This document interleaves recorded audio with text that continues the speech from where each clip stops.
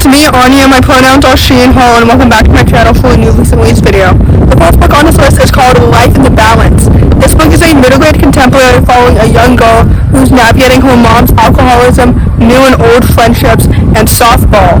This book is literally so good. I really enjoyed it. I had really high expectations before going into this book because this author wrote P.S. I Miss You, which I read at the beginning of this year, and that book slapped. This book also slapped, and I would really highly recommend it. First of all, I really enjoyed how all of the characters were so well developed and so distinct. I was so emotionally attached to the main character as a person and as a character because she was so well developed and so distinct. I just really enjoyed how she navigated all of her friendships and relationships in this story. The plot was so intriguing and it was so well done. Like literally, this book is so good. This book easily came to life so well in my head, so that's a mark of a really good book if I can easily visualize it. This book is so good and it's so underrated and it deserves so much more hype, so with that I ended up rating it 4 stars. I would highly recommend it.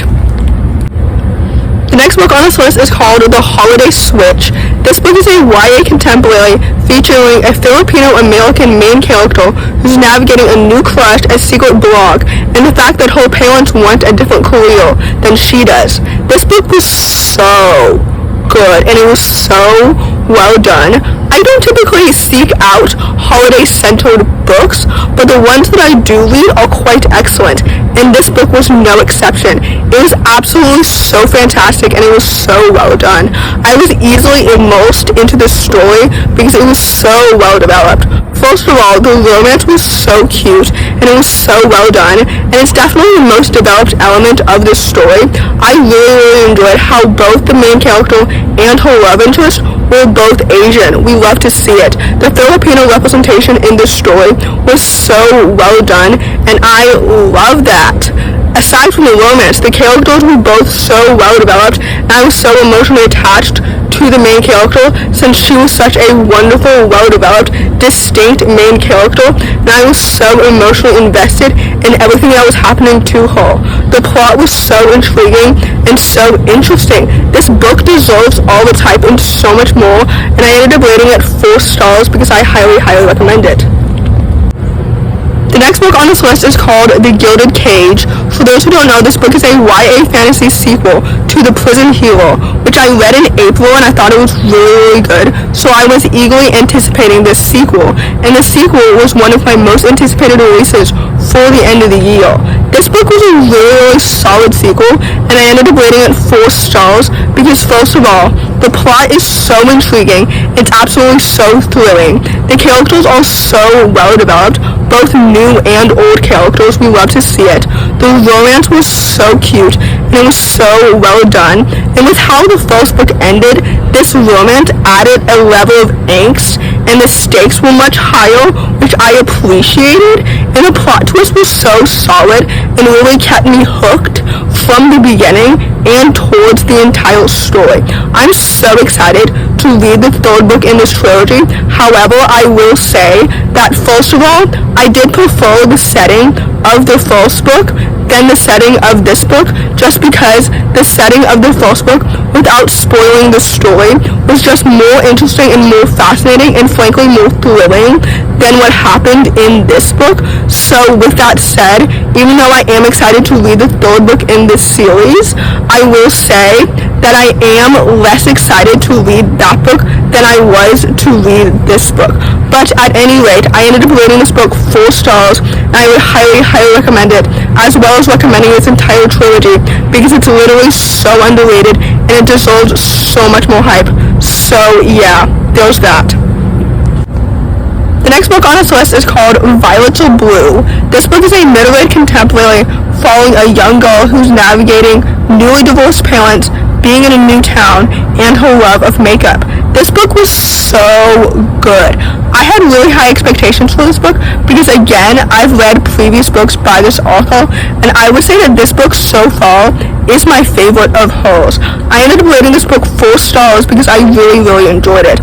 First of all, I was so emotionally attached to the main character because she is such a wonderful, well-developed, lovely main character, and as a result, I was so emotionally invested in her story, and I would love to be friends with her.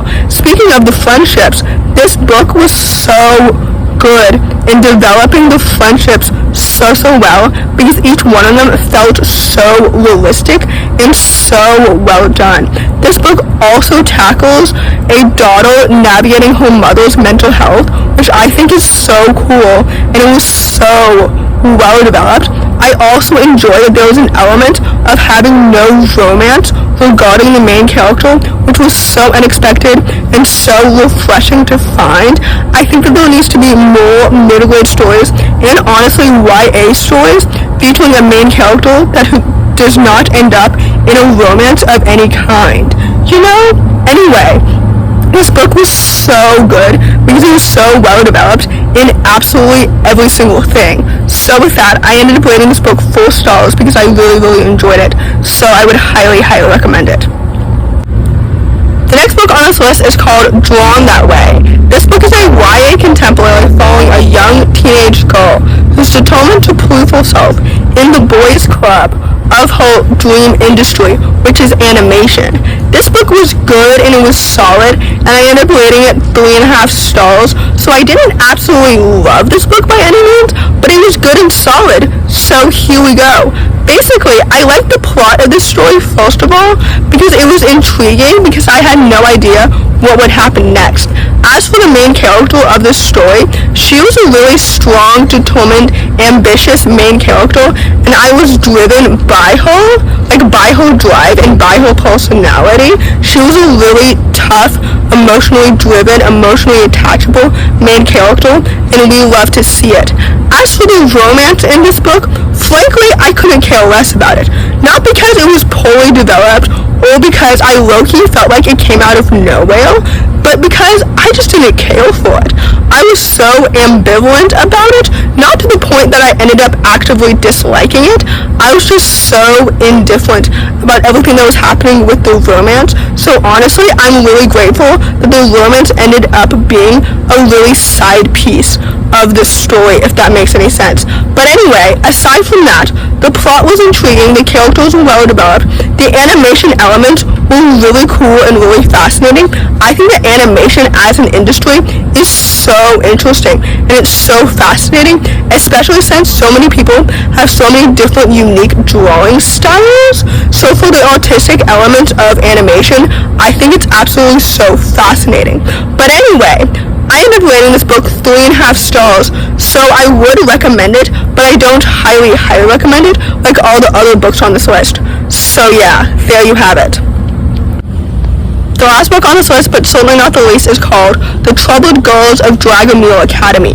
I don't know if I pronounced that correctly or not, but anyway, this book is a middle-grade fantasy following a young girl who's caught between a mysterious school and a kingdom beset by monsters. This book is so fantastic, and I really enjoyed it. Again, I had really high expectations for this book because I've read previous books by this author, which seems to be a recurring theme for this video. But anyway, this book definitely lived up to my expectations and I really enjoyed it, so I ended up rating it 4 stars. First of all, the world building was so inventive and it was so immersive, and it really made the plot really thrilling and intriguing. The main character was such a wonderful, well-developed, brave, lovely, curious character, and I really enjoyed her and I was so emotionally attached to her. This book is so fantastic and it's so well done. I really enjoyed all the friendships that were developed in this book because it felt so realistic. This book is so good. It's so inventive, it's so wholesome, it's so awesome, and it's absolutely so fantastic. And all of the elements of the world building, the plot, the characters, etc.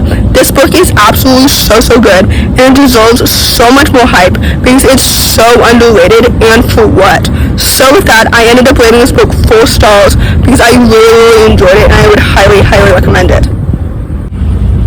So, in conclusion, my least favorite book on this list by default is Drawn That Way. As for all of the other books on this list, since I rated all of them 4 stars, I would say the most memorable one is definitely the holiday switch, but I still highly recommend every single book on this list with the exception of Drawn That Way, which again I do still recommend, I just don't highly recommend. So anyway, if you enjoyed this video, please don't hesitate to give it a big thumbs up. Comment down below with the dice emoji if you stayed all the way to the end of the video. Thanks for watching, subscribe to my channel if you're new, and I'll see you in my next video. Bye!